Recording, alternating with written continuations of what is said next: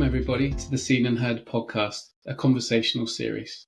Today I have the great privilege of speaking to Rob Boothroyd. Rob Boothroyd brings more than 2 decades of experience working with men and women to his current work as a Healing the Shadow practitioner. His career in human potential started with his training in transactional analysis psychotherapy at the Manchester Institute for Psychotherapy in 1999. Since then, he has taken further training in integrative psychotherapy, working with the Mankind Project UK and Ireland, where he was a primary integration training leader, and researched in depth the art of working with and reintegrating the human shadow. He is now working as a one-to-one coach and therapist and is a supervisor with Healing the Shadow, an organisation devoted to emotional healing and the development of human potential. He's the author of 2 books on male archetypal psychology. Welcome, Rod. Thank you very much, Chris. It's great to be here. That's a great opportunity. Thank you very much for inviting me.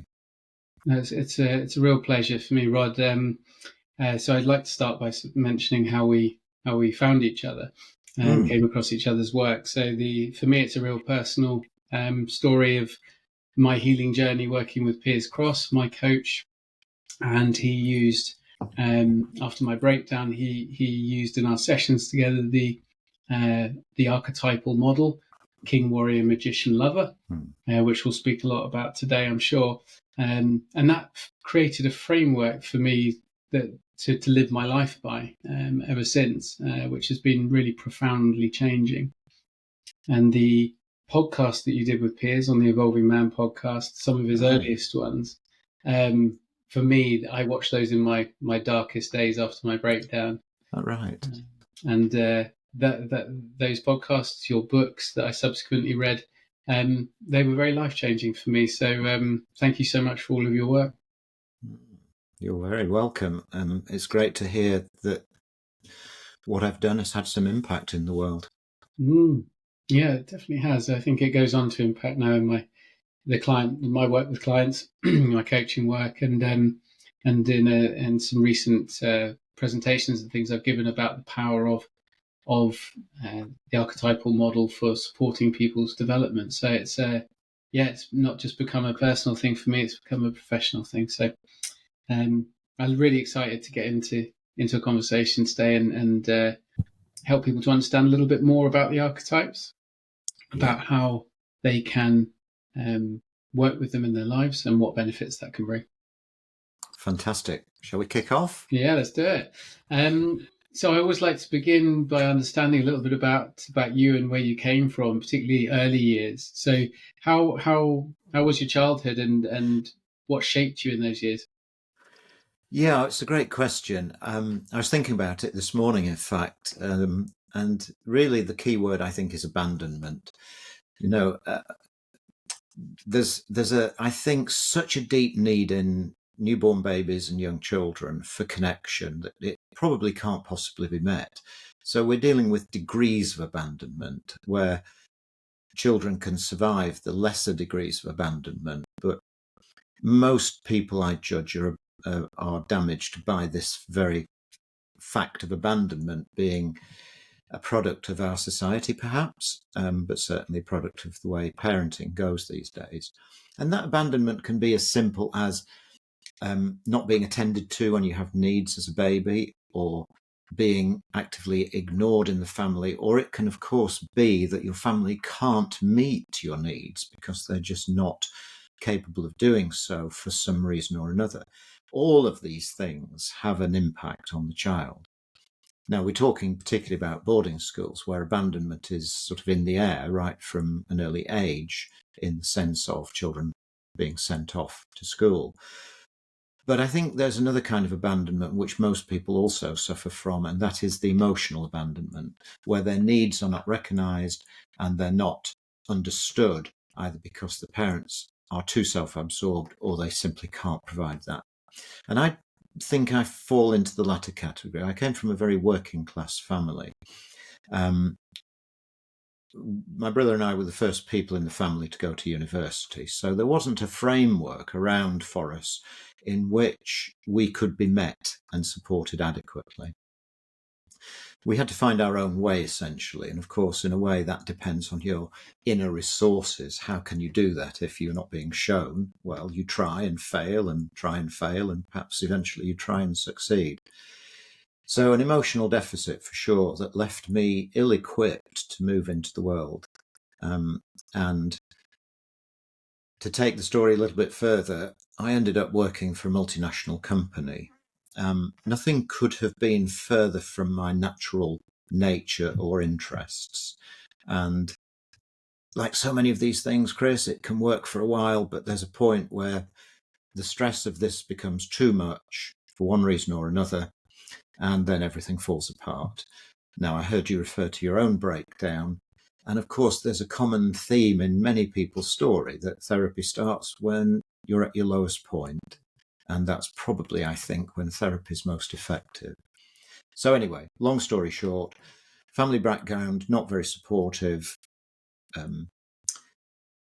and difficulty in midlife, particularly where men's testosterone begins to drop. And then they don't have the resilience and the energy to fight against the things that they've been battling against. It's very warlike language, isn't it? Let's say striving to overcome. And then, of course, in midlife, there can be a crisis, which is exactly what happened for me. Thank you for sharing, Rod. So around what sort of age did you realise that sort of the strategies and the structures that you've been employing had started to fail, and how did that show up for you in your life? What happened? Great question. It was I was exactly 40. I was made redundant, or I elected to take redundancy because I couldn't stand the atmosphere in the company I was working for, which was a relief in some ways, but it opened up an uncertain future, and that led to massive anxiety.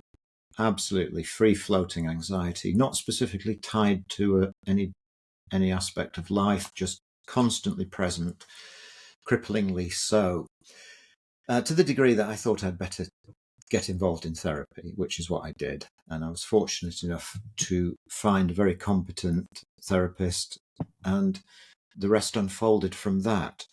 My anxiety, I felt every day of my life from the age of about 10 to mid-30s. And only after I went into therapy did it finally disappear. So it was very necessary. It was inevitable, as so many of the people that you'll be talking to in your work will also know, that there is a point where there's no alternative. It has to happen. Thank you, Rod. Yeah, I can really resonate with that.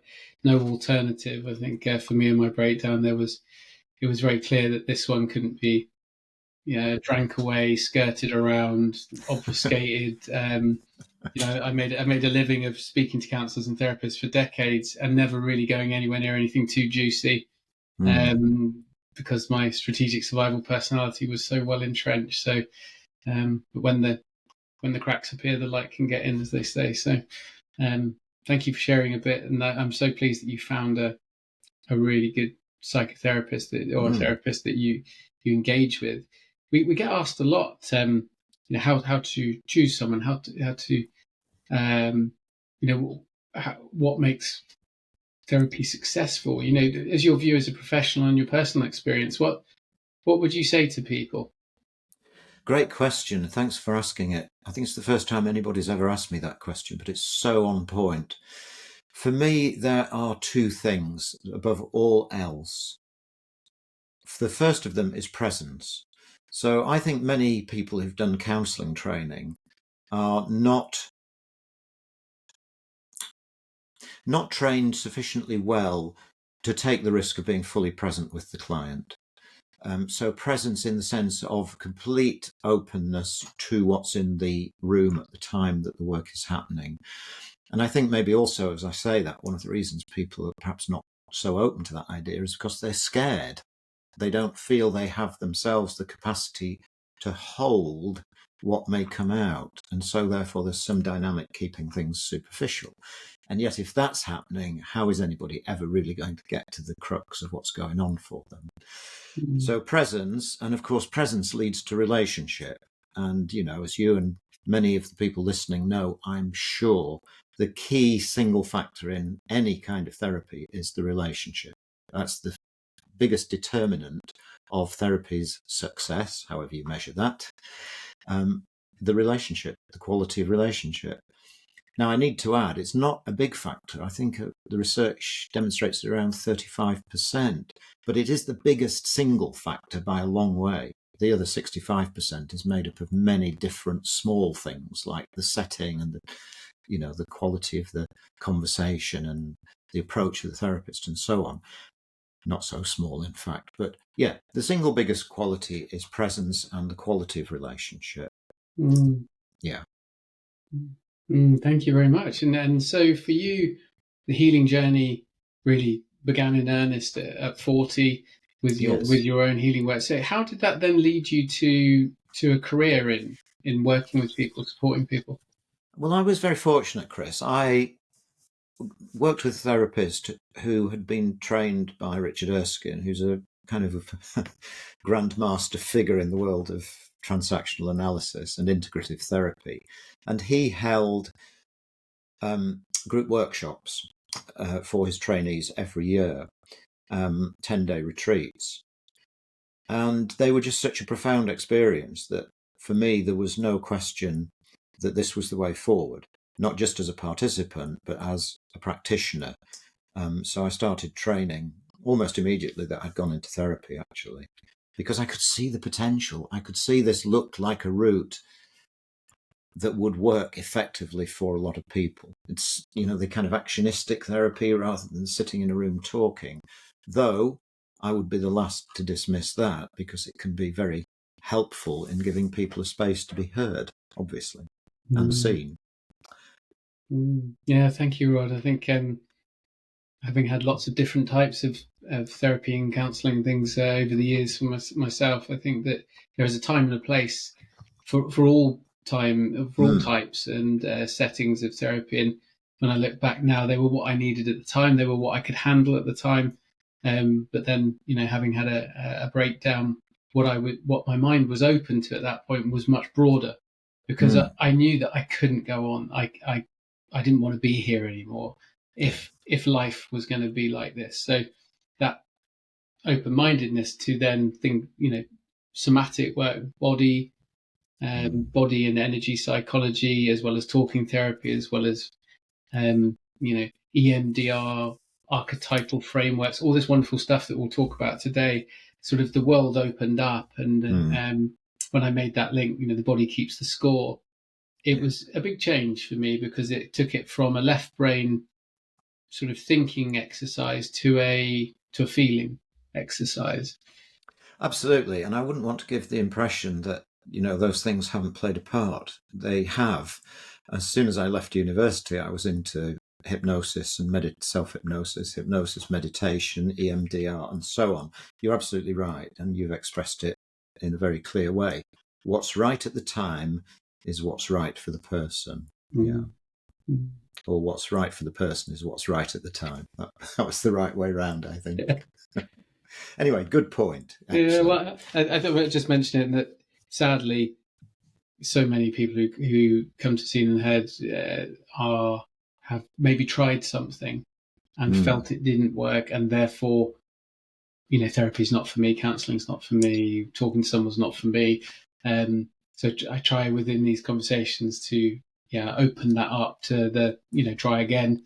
It's all about time, setting and scene, and all the rest of it. So it's also about finding somebody that you feel really comfortable with as well. This is not a friendship, obviously, but a relationship of intimacy and support. The best judge, I think, of whether you're with the right person is how you feel about them. Is this comfortable in every way? Not is it comfortable or uncomfortable because of what's happening inside you in response to the material that's arising, but is it comfortable in the sense of being with this person, sitting with them in the room? That's the key thing, because if you're not feeling comfortable with them, then there's a problem, and I guess therapy is not going to work very well. Thank you, Rod. So on your journey then, moving into the professional world as a therapist, when did you first come across archetypes, archetypal psychology, or the models? Great question. Well, it was in MKP. Mankind Project. And because that was, it's an ancient, it's still current, but it's old. It was formed, I think, in 1992 in the States, quite a while back. At the point where Moore and Gillette were doing their famous analysis of Jungian archetypes, distilling 12 archetypes down to 4, both of which, all 4 of which I think are equally applicable to men and women if you use different labels. King, warrior, magician, lover, queen, warrioress or action taker if you prefer, priestess, sorcerer, magician, witch, all those kind of sort of pseudo-spiritual terms, I suppose. I don't mean that disrespectfully. And lover.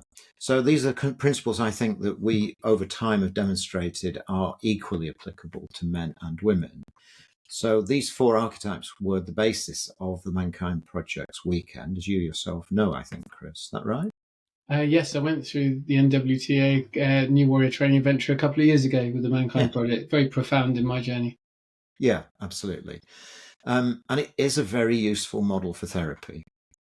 So it's been used in many forms. I notice now it's kind of in vogue at the moment, and you see people on the counselling websites writing about archetypes and shadow, which is fascinating because it's obviously got traction. The ideas resonate with people. But in essence, if you're looking at different aspects of the human brain, or the human mind, I should say, and how they operate, then of course it makes sense to divide it up into functions. So what we call warrior, my colleague Marianne Hill, bless her, has decided to rename action taker because that's the part of us that goes out into the world and gets things done. From something as simple as getting out of bed in the morning to actually going out in the world and having an impact in the way that you want to change things in your world. That's an action taker's job. And of course, the emotion that goes with it is assertiveness, or something more strong than that, anger, defending boundaries, or of course, in another form altogether, rage. So we've got the action taker warrior, we've got the king or queen. Marianne calls them the heart-centered leader. And this is about leadership in your own life or in the world that you're responsible for. How heart-centered are you? We've got plenty of examples of tyrannical leadership in the world at the moment. Demagoguery seems to be on the rise. But what about being heart-centered, treating the people for whom you have some kind of responsibility with compassion and those qualities of presence and effective presence that I mentioned earlier, being with them in spirit as well as in terms of directing them and leading them. Just as a father or mother would have to do that in a family or a workplace or wherever. And the internal world of self-leadership. Then this wonderful concept of the magician, this thinking part of us, the creative thinking, analytical thinking. Magician, because it's got the capacity to transform things. When you're feeling anxious, it's generally a sign that something isn't right. And the magician is the part of the brain that can reason out what to do and how to change things for the better. If it chooses to, of course. As you know, it has another function, which is defending at all costs against the impact of the world, finding strategies to keep us safe. Many of which boarding school survivors, boarding school ex-pupils will know about. How did they survive at school? Their magician, their sorcerer, their priestess, their whatever you want to call it, came up with something creative that would keep them safe.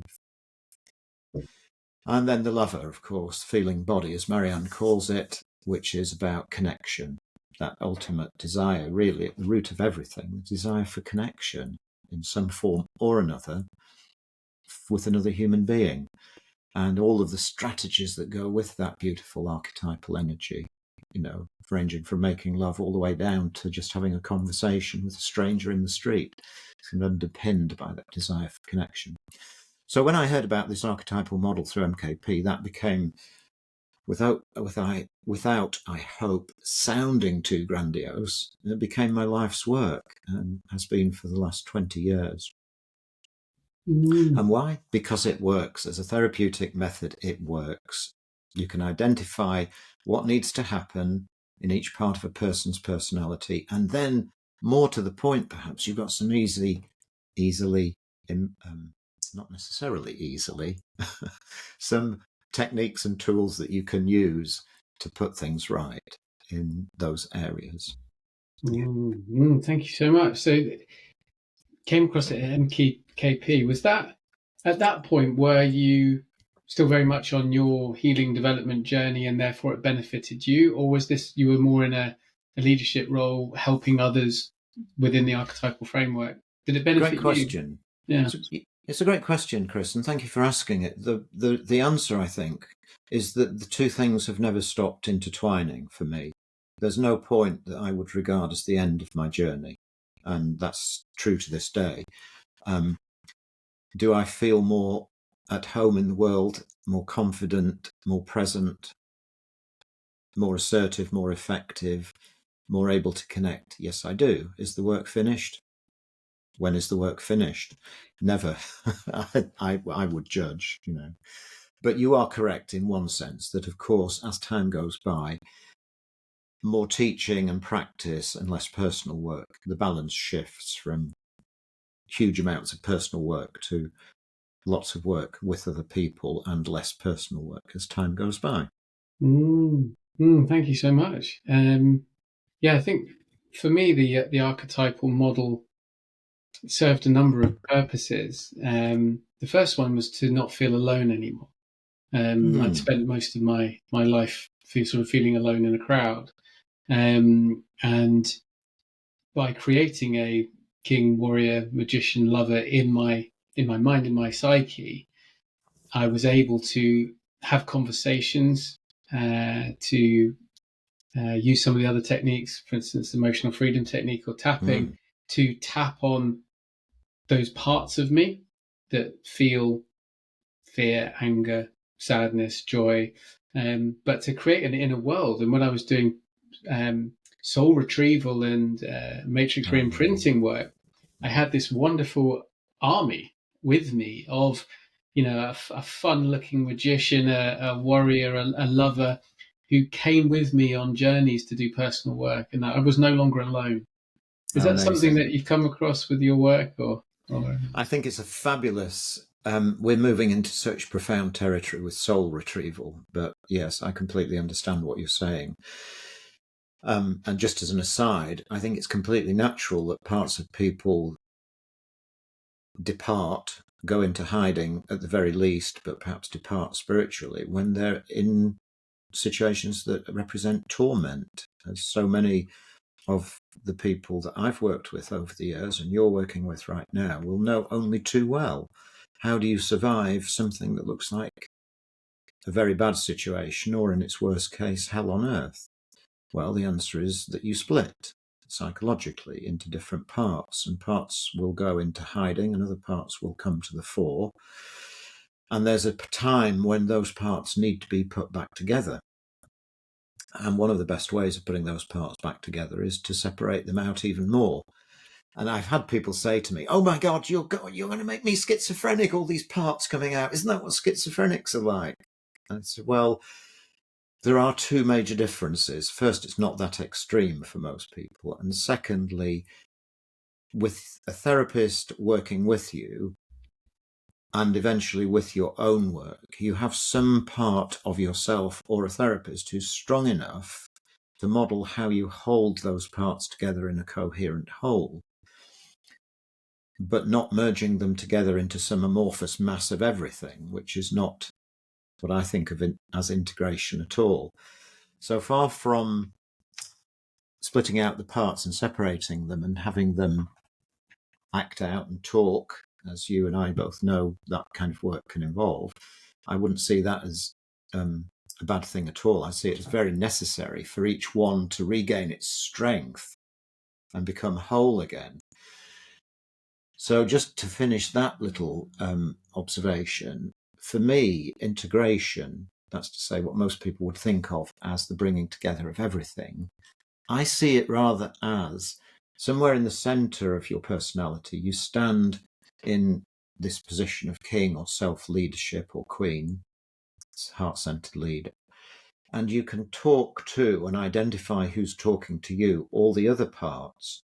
But here's the thing, you're the one who's in charge of the other parts. They're not running the show, which is what tends to happen when people are in crisis. And the other aspect, I think, of integration is that when you move through the process people call triggering, oh, I was triggered. I was triggered in that argument with my wife, as in I didn't have any self-control present at the time, and I went into an angry part of myself. There's enough of a heart-centered leader at work to recognize where you've gone to and allow you to step back out of that to somewhere more centered. So integration represents that free flow of energy between all the quarters and the center. Yeah, thank you, Rob, for talking into that a little bit more. That certainly plays out for me, in the inner world. If I close my eyes and step in, I look to the east to the magician energy, to fear, the gateway emotion of fear. I look across to the warrior, gateway emotion, anger. I look to the lover, gateway emotion, grief. And I stand in heart-centered leader as king, which is joy. And as you say, when something's come up in life, when I'm triggered, there is a stepping in process to this world. And I ask, whose hair's on fire? Who's been poked? Who's not happy? Okay, it's fear. I'm scared. And maybe my we'll talk about safety officer in a minute as part of magician. If we could talk around the archetypes a little bit more, perhaps with inflation, deflation, things like that, that would be fantastic. But yeah, can start to pick out. Okay, it's fear. Okay, it's anger. Okay, there's a connection issue. So I'm sad because a connection is broken or not established. And that degree of distance, not dissociation, which sadly was my thing, and for many ex-boarders is a big part of people who've experienced childhood trauma. Dissociation is a huge part. So actually for me, it was a nice distance from the problem, but quite contrary to dissociation, I was within my mind and my experience, and therefore not sort of operating on just old pathways and old kind of ways of doing things. So it gave me a language and a structure to live my life by. Yeah, absolutely.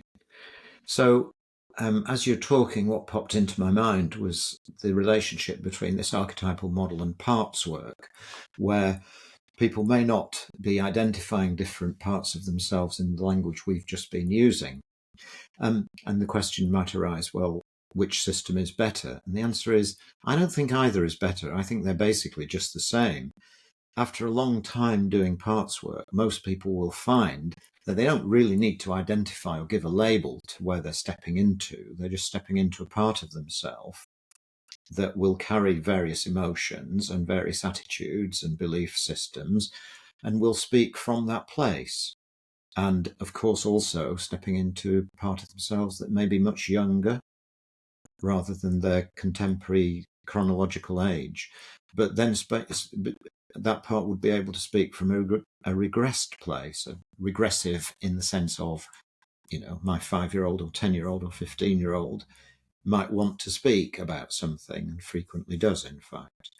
And say, well, they're not different. They're complementary models, and they're not mutually exclusive. They're fundamentally the same principle, which is that we've all got these layer upon layer upon layer of memory patterns, beliefs, thoughts, feelings, entire identities actually laid down from every age right to the present day. And when we turn our attention to those things, or we are, as the word has it, triggered, which means energy flows to those parts, then they're activated. And we can literally become somebody different to the people you and I are now, talking to each other, or the person who's sitting at the breakfast table calmly reading the paper and then suddenly is triggered into rage. That's how near the surface these parts are. And it offers a great opportunity for healing the wounds that they've suffered. I mean, the emotional wounds, often caused, of course, by physical abuse in schools and elsewhere, even in the home, regrettably. So yes, I just thought worth making that point clear. Internal family systems, parts work, archetypal work, they're just variations on a theme. Yeah, thank you very much, Rod. Yeah, thank you, because I know that particularly internal family systems is really growing in popularity, and I know a lot of people who've experienced great benefits from it. I Mm. think the one thing I particularly love about the archetypal model, having introduced it to my daughters when they were 9, Ah, is I know as Jung was creating them initially, part of the beauty of them was that they are innate in us. yes. So for thousands of years, if not tens of thousands of years, we've told stories. It's how we've related to the world. We understand characters and roles in society, or hunter-gatherer groups, or the world. And so when I said to my 9-year-olds, "Oh, there's a queen, there's a magician, there's daddy's doing this stuff," they just went, "Yep, okay, eyes closed. Yes. I can see it all. This is what my magician looks like. She's great. She's this, that, and the other." And they know that is their language. So if they've had a tough day at school, they'll come home and say, "Magician, safety officer, fear Mm. was triggered by a conversation, in a conversation with my friend because X, Y, Z." And so they've already got that kind of inner framework. They know they're not alone going through their adolescence. And I think it's because it's so innate, it's deeply powerful at all ages, all genders, all everything across the spectrum. Yeah. Beautiful, beautiful, Chris. I mean, well done you for introducing your daughters to it. I think that's absolutely fantastic. Yeah. Yeah, yeah. Thank you, Rod. So we touched on sort of uses of the framework in Mm. therapeutic models, and you mentioned healing the shadow work. We mentioned it in the intro, etc. Could you tell us a little bit about shadow, and as a lead into talking about what healing the shadow looks like? Yeah, sure. Well, to take a very broad brush example, people who are sent off to boarding school, isn't that a horrible expression? Sent away, sent off. I'm not blaming anybody. Things happen because that's how they happen. But children who are sent off to boarding school will have to put parts of themselves out of sight, out of mind. Their distress, particularly, I'm thinking when they arrive, I had a man I was working with say to me the other day, "You could possibly cry for one day. And after that, if you cried, sent away, sent away." Ha, hate that expression. Deposited at boarding school by a weeping mother and a silent, tight-lipped father at the age of 8. He said, "You could cry for one day, and if you cried after that, you became a victim." So then what's he putting, and all the boys like him, putting out of sight into what we'd call shadow, which just basically means the unconscious mind, because it's too painful to feel the loss of home and family and pets and friends and who knows what else. Don't feel it. Just repress it. Put it into the unconscious, aka Carl Jung's shadow. And then, of course, others become bullies, as we all know, to survive. And what are they putting in to shadow? Their compassion, their humanity, perhaps, their decency. And you're ending up with somebody who's incomplete, but in a very different way.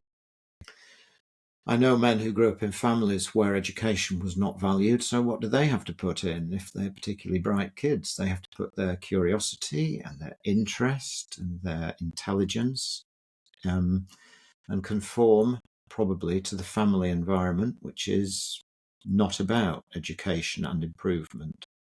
Or maybe it is, in which case they might put something different into shadow. And so it goes. Each one of us at various times, in fact, probably every day of our lives, has had something that wasn't acceptable to the world around us and needs to go into shadow, needs to not be seen or heard by anybody else or in the environment they're in for the sake of acceptance, because acceptance is life. Rejection, at least in a child's mind, is abandonment and is potentially death. These are, again, deep archetypal programs. If we don't have the protection, whatever that looks like, of adults, we probably fear death and extinction. And so most children, not all, most will do anything, put anything that is required to be hidden away out of sight in shadow to gain that acceptance from their family, peers, broader society even. Does that make sense? Yeah, it does. Thank you, Rod. Perhaps it was one of your podcasts or something I was reading where you reference, what goes in the shadow bag or what goes into shadow sort of devolves into barbarism or comes out in other ways. And I liked Yes. an analogy of pushing a tennis ball under the water. You can only push it down so far before it will find its way out and pop back somewhere else as something else. And Well, that could wonderful you talk about that phrase. a little bit? Yeah. Yeah, sure. Thank you for that. That wonderful phrase, de-evolves into barbarism, was Robert Bly's wonderful phrase. And he's absolutely right, because these things have energy. They are part of us. They're memory patterns. And, as I said a few minutes ago, the minute attention is turned onto them, they arise actively in the mind and surface and cause us pain. So when they're put into shadow, this effort of repression doesn't make them disappear. It holds them down in exactly the analogy you've just described. They have the energy of the tennis ball that wants to float. Turn your attention away, find yourself struggling at work or made redundant, or the big boys are beating you up at school, and suddenly all of this energy comes out. And what occurred to me as I said, all the big boys are beating you up, is the example of the child who's eventually turns from a passive recipient of bullying into a raging monster and hits back, because all of that repressed anger is suddenly allowed for some reason to surge out in a form that's far more intense than it would have been if he had been able, or she had been able, to express that anger in a healthy way on each event where it was repressed. And so, what we get are these distortions. The repressed anger turns into a vicious eruption of road rage. The repressed desire for connection and love at home, being sent away to school, turns into neediness and a sort of creepy sense of somebody trying to kind of almost grab your soul and envelop you with the need for connection that they have. Magician energy can spiral out of control into all kinds of manipulative, predatorial strategies. Gaslighting is very much a product of repressed magician energy. And so, of course, it goes the opposite way too. So if anger is not expressed, but is repressed and turned against the self, it emerges as very intense depression, can emerge as very intense depression. If the magician doesn't act out against other people, it can turn against the self and become a fierce inner critic, which is constantly abusing somebody. You look like you know that one. Yeah, enough said. But the point of Robert Bly's wonderful expression, it de-evolves into barbarism, was precisely the point that this repressed energy is simply not hidden away nicely, put into little buckets and left there. It grows and ferments into something very different. And when it emerges, it can be very damaging to everybody who happens to be around it, including the person themselves, of course. Yes, so what did we not cover? Well, the king energy, yes. Queen energy. No, I've got a granddaughter who just wants to be seen and heard, and she is, for her, happily seen and heard. But imagine that natural exuberance of a child who's met with the little put-downs of people who perhaps don't have time or interest or motivation, or for some reason don't want to pay attention to the child. Oh, you're a cocky little fellow, aren't you? And all the rest of it, Children should be seen and not heard runs deeply through our cultural vibe, I think, to this day. So what do they put into shadow? Their confidence, their exuberance, their extrovert character, their confidence in speaking up in public, perhaps. All of that kind of thing can be put into shadow and left to ferment into something rotten or less recognisable at the very least. Yeah, thank you, Rod. I think with the boarding school side of things, when young people arrive in institutions, there is a process that has to happen pretty quickly. You know, Joy Shaverian talks about the ABCD: abandonment, bereavement, captivity, and eventually dissociation. All those things that are unwelcome in that setting, which is anything too high, too energetic, too positive, or anything too depressive, or, you know, you just got to stay in the middle, stiff upper lip it through. And therefore, there is an awful lot that's being pushed into shadow.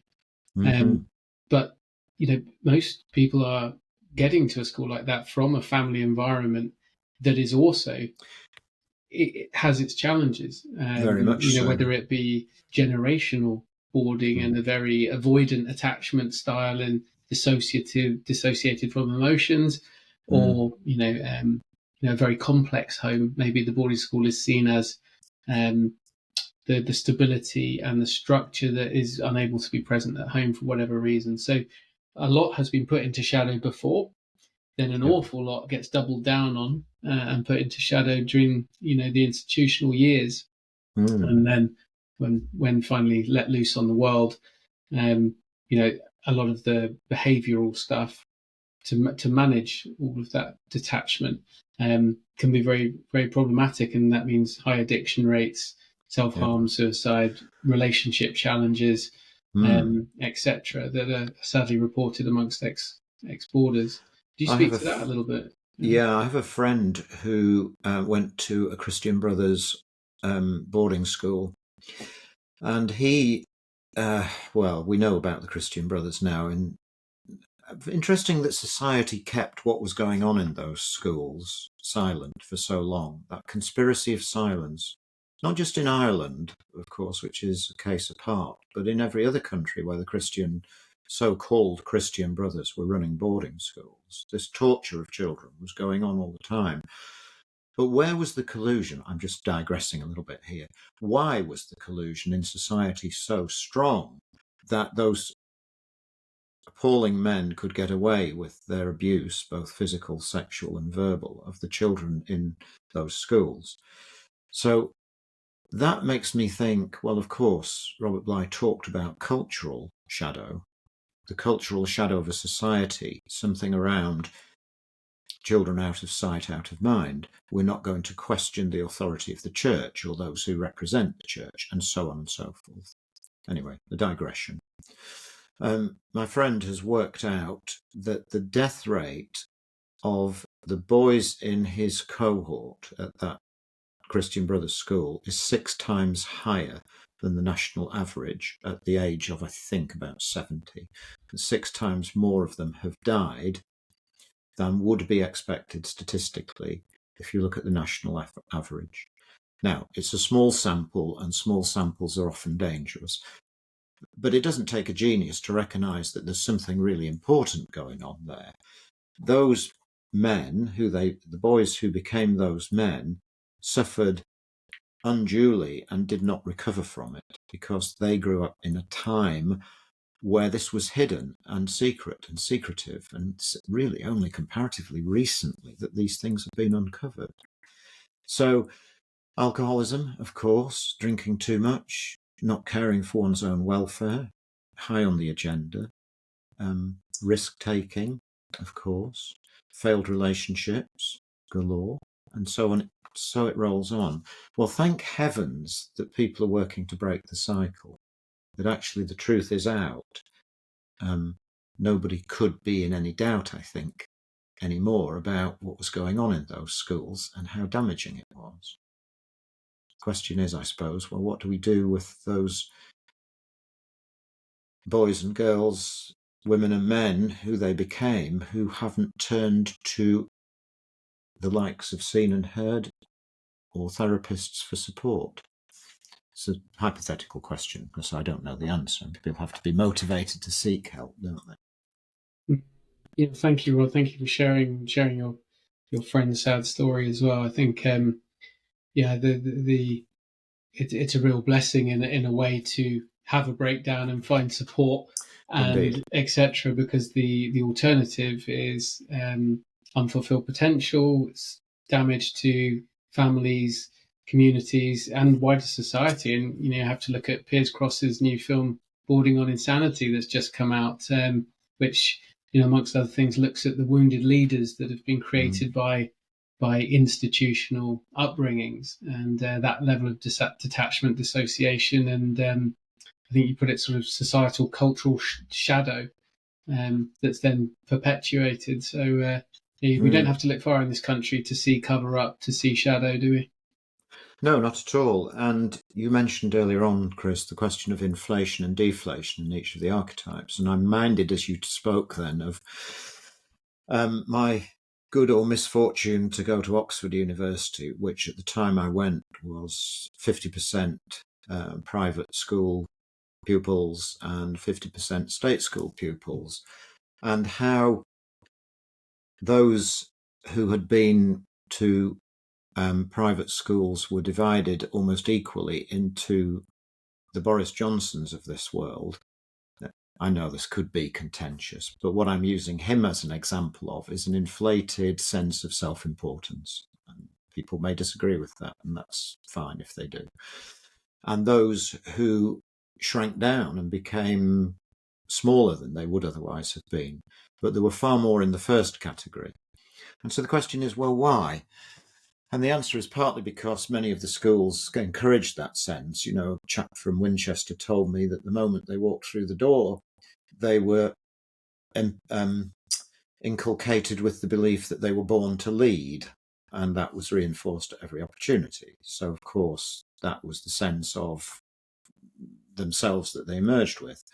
But underpinning that was a gigantic inflation of this king energy, not heart-centered at all, generally, but actually inflated to the point of self-aggrandizement, self-centeredness, arrogance, a belief at some level that you're superior to everybody else in the world, that you know better than everybody else in the world, perhaps. We can see that looking around the world today. It's obvious where that exists. And the problem is, the challenge is to be compassionate and to look at those people from a human perspective. Generally, or amongst political leaders in particular, when you do, you find that their backgrounds involved a great amount of abuse, often very physical abuse. And their survival strategy was to kind of inflate, as in grow their sovereign energy rather than just hide it away completely. The other side of the coin, of course, is the deflation, where probably a lot more people were just completely constricted in the expression of their personalities and self and strengths and qualities. Excuse me. So there's no way of knowing whether archetypal energy that's repressed will inflate or deflate. It depends entirely on circumstance, and I don't think I know any way to predict or recognise historically why it's gone a certain way. One chap came to see me and said, I've been depressed for 23 years. And he was unreachable, really, I would term it as in therapy, because he had so repressed his action taker energy and turned it against himself that he just couldn't find a way. He couldn't even find enough energy and motivation to express it and open it out to the world. The opposite side of that coin, of course, is the type A behavior, if you remember that, type A, type B. Frenetic, frantic, constant activity, pushing, hard work, never stopping, taking work home, never taking a holiday, and dying at 50 from a heart attack. Milton and Friedman in the 70s, I think, came up with type A, type B. That's the inflated warrior. Deflated, person with no assertion, no capacity to present themselves as any kind of force in the world. You've been on an MKP weekend, Chris, you might recognise this. There's always one man at the end of the weekend where, if you're on the staff team, you look around and you think, where have you come from? He's been hiding himself all weekend because that's his survival strategy, and somehow he's just not been noticed. And then, of course, magician, we've already talked about briefly, that sense of inflating into the predatorial, manipulative, gaslighting sociopath in its extreme form, the psychopath, and then deflating into the, I don't know the answer, don't look at me, I have nothing to say here, take your attention somewhere else, I just don't know the answer. The girls at school who always became confused when anybody asked them a question, they couldn't answer it because their magician was keeping them quiet. And then finally, the lover, I've already referred to that inflated lover, where that's that sense of neediness, that sense that you instantly detect somebody who's almost trying to invade you and become connected with you. Their need for connection is so desperate. The deflated stoic, I don't need anybody. Doesn't bother me. I'm perfectly fine just the way I am. They often retreat into their thinking minds and work on that level. Anything I've left out there that you can think of? Well, no, I think that's a really good sort of move around the compass points. You talked about king, queen, magician, warrior, and lover as far as inflation, deflation. I think, I very strongly recognize that I'd lived most of my life with a highly inflated magician and warrior. And I see that quite a lot in the work I do within the boarding school survival world, because you needed an awful lot of safety strategies to keep you safe, and because academic performance was highly rated, you had to use an awful lot of that energy to stay safe. You often had to be quite calculating, a little bit manipulative, stay in with different groups, know what to say in a room, work the room, get in somewhere and know what people expect of you, etc. And then the warrior is, well, you can't be seen to be impotent in any way, so you must act. And that kind of, throw shit at the wall, hope some of it sticks approach, which dominated my career, I think. Overthinking, and then a flurry of activity, very little connection to anything heart-centered, and certainly a very shut down, if not completely walled off lover, deflated lover, that was put into shadow very early on. This is a tragedy, isn't it? When you think of the glorious potential of a human organism, human being, and that we've somehow produced society that does this kind of thing to us, I find it very sad, of course, and almost incomprehensible. But I think ultimately, if you had to point your finger at any one cause, it's the search for power and supremacy. I've just read a book by Cecil Woodham Smith, which was called, I've forgotten its title, but it was the most definitive account of the charge for the Light Brigade, where you'll recall, or perhaps you won't recall, but hundreds and hundreds of the finest cavalrymen in the British Army, thousands, were wiped out because they rode into the face of the Russian and French guns. Sorry, not the French guns, the Russian guns. And who was leading them? Two peers of the realm, who trotted sedately on their horses into the fire of the guns, not flinching, holding their men back behind them as they advanced. Now, when news, I think about 20 survived out of several thousand. It was quite extraordinary. The reaction in this country, we're talking, 1846, something like that, I think. They were celebrated as absolute heroes. They were celebrated as the finest example of masculinity in the British Army that you could possibly imagine. Now, what was going on there? This British culture and the private education system that grew those men to have no feeling in that situation, I just find it absolutely extraordinary. What was it all about? The power, perhaps, keeping power in a select group of people. Anyway, I'm getting political, which, of course, is not necessarily a good idea on a podcast like this. But I think the reason it really occurred to me was just to demonstrate we're not talking anything trivial here. This is the power of programming and the power of suppression of parts of people that can lead them to this level of self-denial and role-playing, really, like the type A behaviour who drives himself to death because of his job, the army officer who charges into the guns under fire to almost certain death because he believes it's the right thing to do, and so it goes. So a tragedy, really. And I think the more people who work on these archetypal energies, or the more people who do parts work, full stop, the better off as a society we will be. Yeah, thank you, Rod. Thank you for sharing that. I've been having conversations with schools, some schools recently for Seen and Heard, because of the TV program Adolescence that's very much around in the popular consciousness at the moment, and toxic masculinity, around the use of archetypal work for young people in schools to bring in positive masculinity, or frameworks for boys and girls to live their lives by, life skills, of bringing this stuff into pre-11, which is where I believe it belongs, as far as creating then heart-centered, compassionate leaders of the future. Yeah, absolutely. And a change is needed for sure. With the healing the shadow work, how does that work for people? How does that seek to address these wounds when people arrive? Great question. Thank you for asking. Well, I think the first task is to hear somebody's story. We were talking earlier before we started the podcast about the power of story, and it's true. It's absolutely true. There's something dramatic about people sitting down and being given space and time to tell their story, because, of course, what emerges is two things.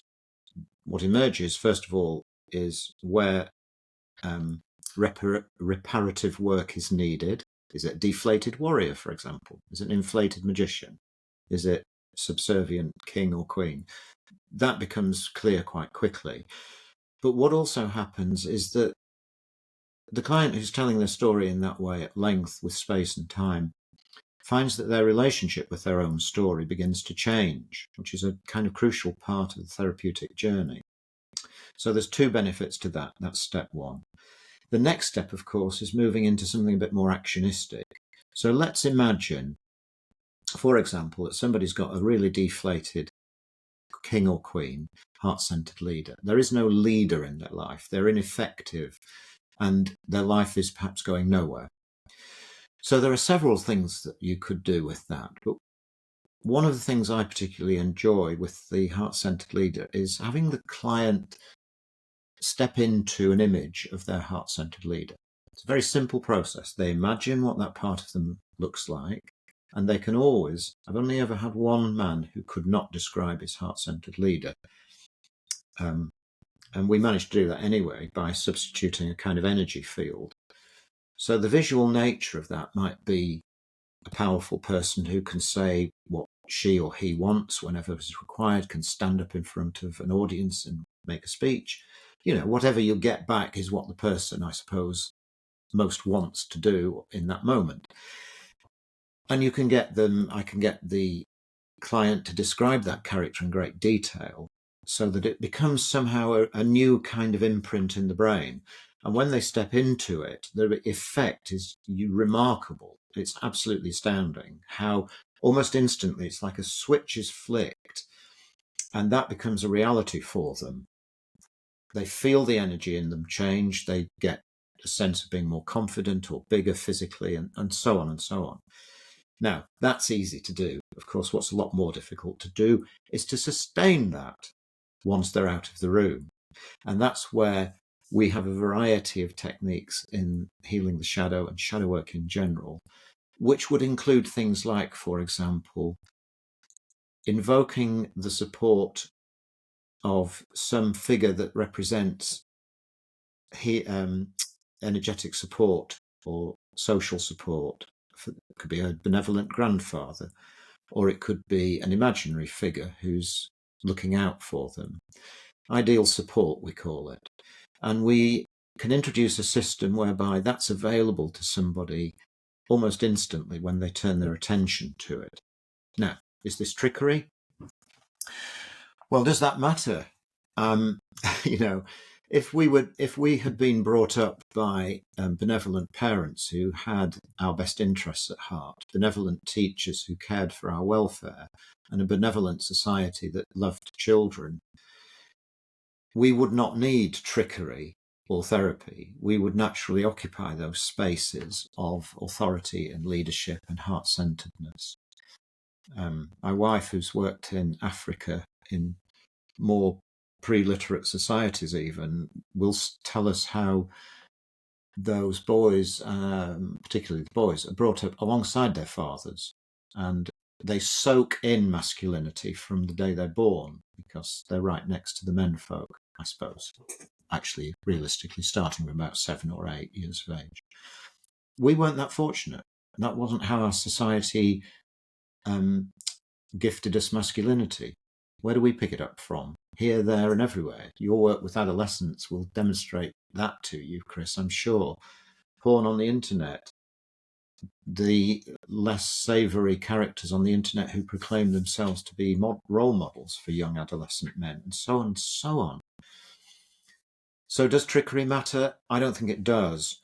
What it does is to help somebody develop inside themselves that strong core of heart-centered leadership or masculinity or femininity, so that one day they actually feel that they are the person that they want to be.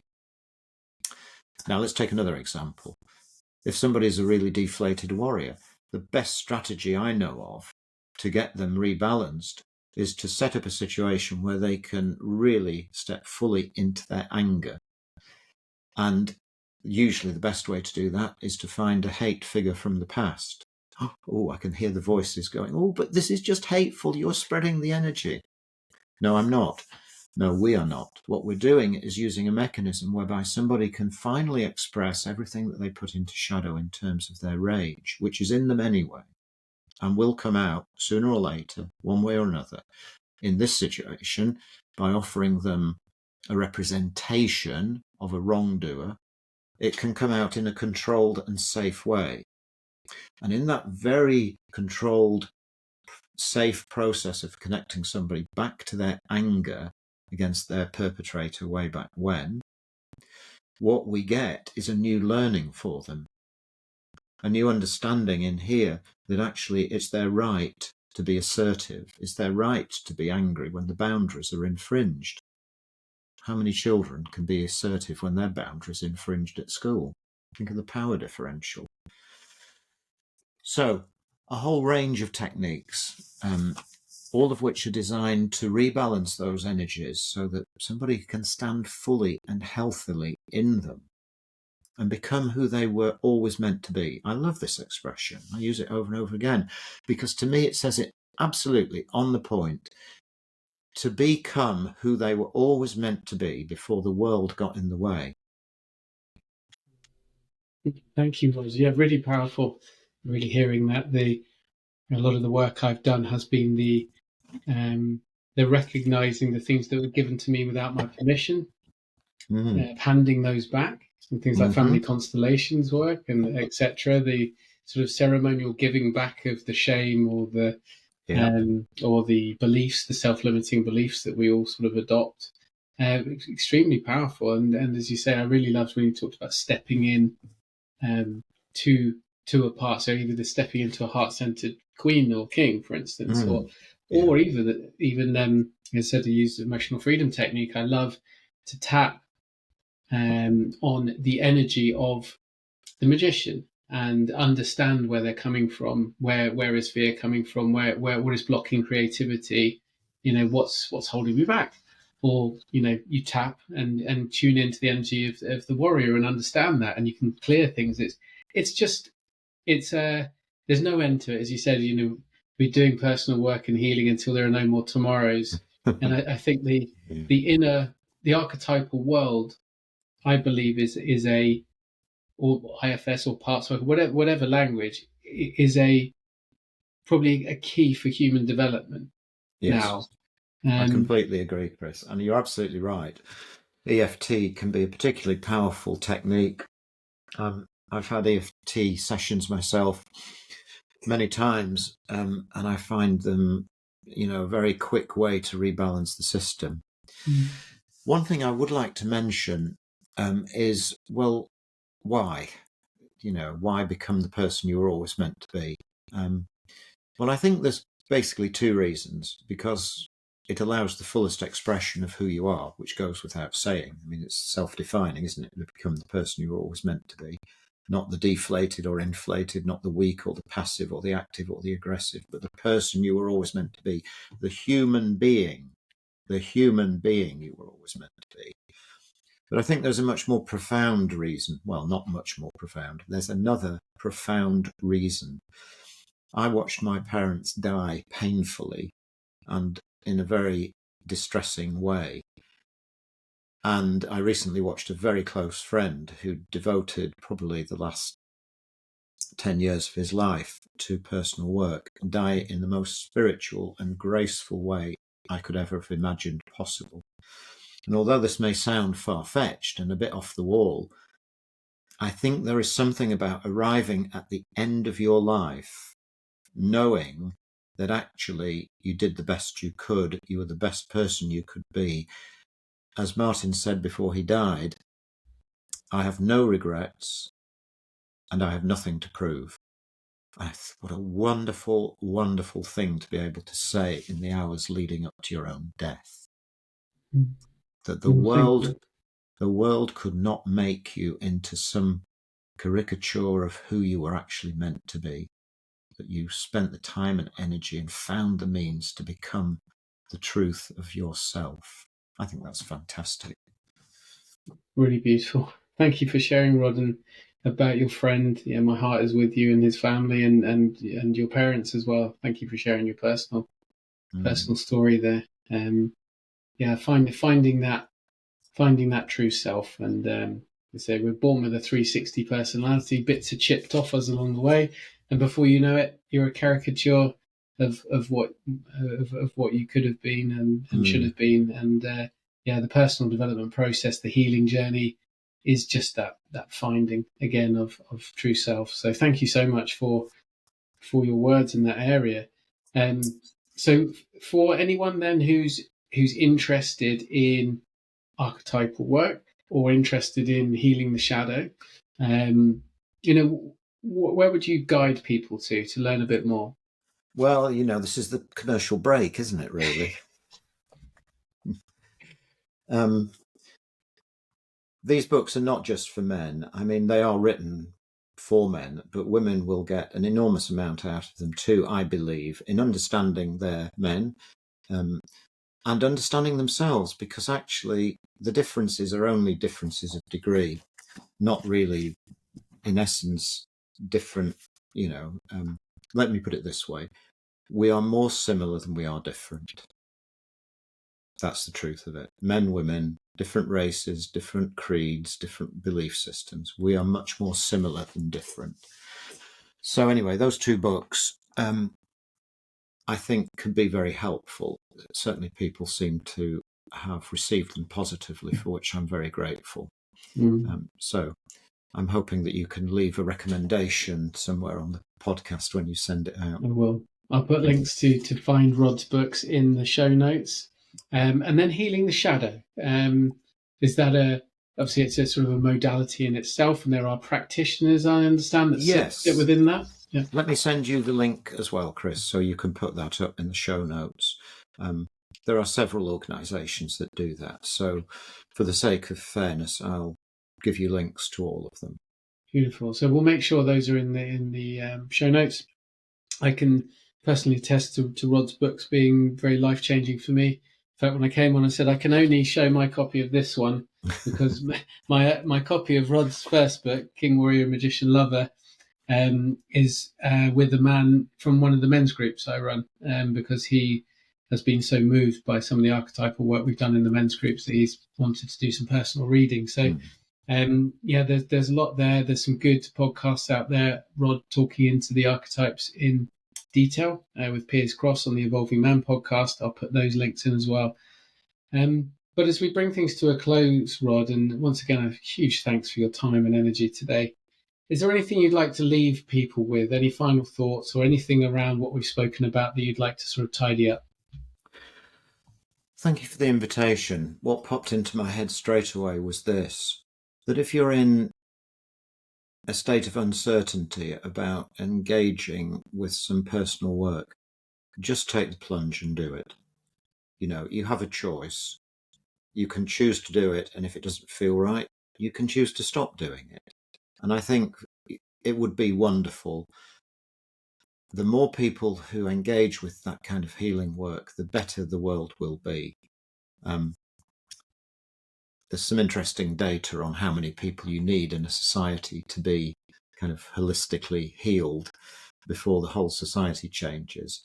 But I think in a way that, although that's fascinating data, because it's not that many, actually, by the way, but I think even more important than that is the simple, straightforward fact that if you do this work, your own smaller world will transform itself for the better. And perhaps that's the guiding principle that we need to remember as we stop talking for today, at least.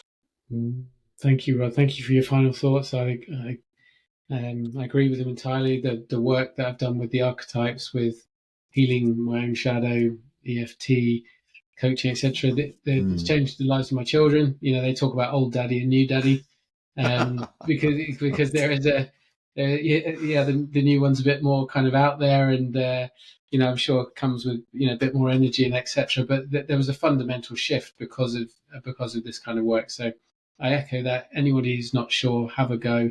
And there's lots of resources on Seen and Heard to help guide you. We'll put some in the show notes today. But as we bring things to a close, Rod, thank you so much for your work and energy in this area, for taking the time to write those amazing books, to do talks like this, and for all those people that you work with over the years in your private practice. It's been hugely rewarding, and thank you for the invitation. And, I've got as much out of working with those people as I hope they have out of me, because I just am endlessly fascinated by the humanness of each one of us. On that note, we'll finish. Thank you so much, Rob Boothroyd. Thank you so much for watching or listening to the podcast today. It's been Seen and Heard, podcast, a conversational series. I've been Chris Braitch, and wishing you a great day, and thank you so much for watching. Bye.